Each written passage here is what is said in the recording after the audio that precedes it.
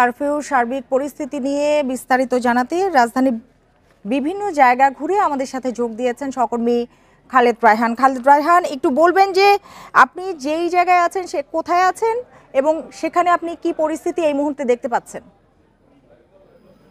দেখুন, আমি সকাল থেকে রাজধানীর বিভিন্ন জায়গায় ঘুরেছি। আমি যদি বলি, সকাল থেকে 12টা পর্যন্ত কিন্তু পরিস্থিতি একরকম ছিল এবং 12টার পর থেকে পরিস্থিতি পাল্টাতে শুরু করে। বিশেষ করে সকালে যখন আমি ছিলাম, প্রত্যেকটি মোড়ে মোড়ে, বিশেষ করে সবচেয়ে নাশকতা যে সকল জায়গাতে হয়েছিল, উত্তরাতে, রামপুরাতে, শাহবাগে, প্রত্যেকটি জায়গাতে কিন্তু আইন শৃঙ্খলা বাহিনীর পাশাপাশি আমরা দেখেছি যে সেনাবাহিনীর সদস্যরা তারা কিন্তু কঠোর অবস্থানে ছিলেন এবং একই সঙ্গে সেনাবাহিনী কিন্তু বলছিলেন, তারা সকলেই বলছিলেন যে আসলে আজকে যেহেতু কারফিউ জারি করা আছে, কেউ যাতে এখানে আসতে না পারে সেই বিষয়টি নিশ্চিত করা হচ্ছে। কিন্তু গত 1 ঘন্টা ধরে, আমি যদি বলি 1টা-1:30টার পর থেকেই রাজধানীর বিভিন্ন জায়গা থেকে, বিশেষ করে উত্তরা থেকে বড় একটি মিছিল তারা কিন্তু এখানে প্রবেশ করেছে এবং সেই মিছিলটি প্রবেশ করতে করতে একেবারে বনানী থেকে মহাখালী হয়ে তারা কিন্তু এখান থেকে শাহবাগে গিয়ে সেটা কিন্তু মিলিত হয়েছে। এবং এই যে মিছিলটি, আমরা ধারণা করছি যে এখানে কিন্তু বিপুল পরিমাণের লোক, অন্তত 15 থেকে 20,000 সাধারণ যারা আন্দোলনকারী আছে, বিক্ষোভকারী আছে, তারা কিন্তু এখানে এসে এবং সবাই কিন্তু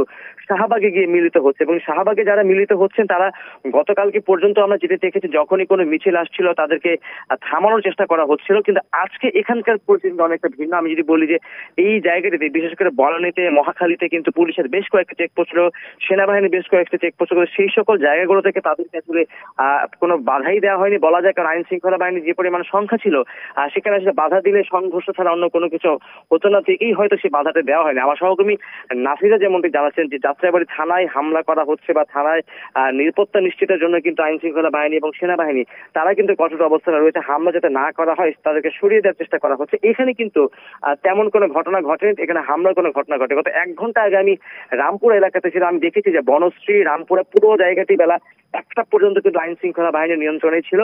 বনশ্রী থেকে বলা যায় যে বড় একটি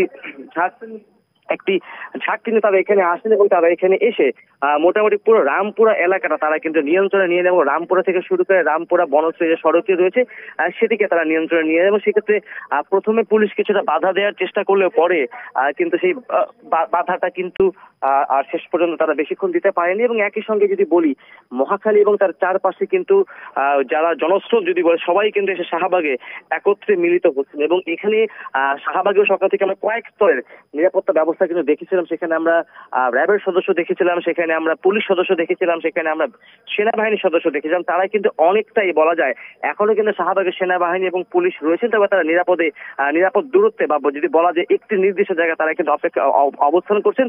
অন্য যারা রয়েছেন তারা কিন্তু সেখানেই বলা যায় অনেকটা যে তারা কিন্তু আন্দোলনকারী যারা রয়েছেন তারা কিন্তু সেখানে স্লোগান দিচ্ছেন, তারা মিছিল করছেন।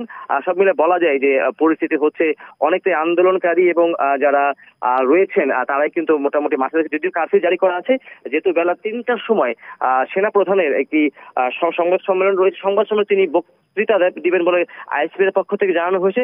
আর সেখান থেকে হয়তো কারফিউ বা নতুন ব্যাপারে হয়তো নতুন কোনো সিদ্ধান্ত আসতে পারে এবং সেই সিদ্ধান্তের জন্য এখানে যারা রয়েছেন তারা কিন্তু অপেক্ষা করছেন কি সিদ্ধান্ত আছে। যে সেটি 2টায় হওয়ার কথা ছিল, সেটি এখন 3টায় নেওয়া হচ্ছে। 1 ঘন্টা তারা কিন্তু অপেক্ষা করছেন, তারপরে হয়তো তাদের জন্য পরবর্তী কর্মসূচি কি হবে বা তারা আসলে কোনো কর্মসূচিতে যাবেন কিনা সেই বিষয়ে আসলে একটি সিদ্ধান্ত হয়তো আসবে।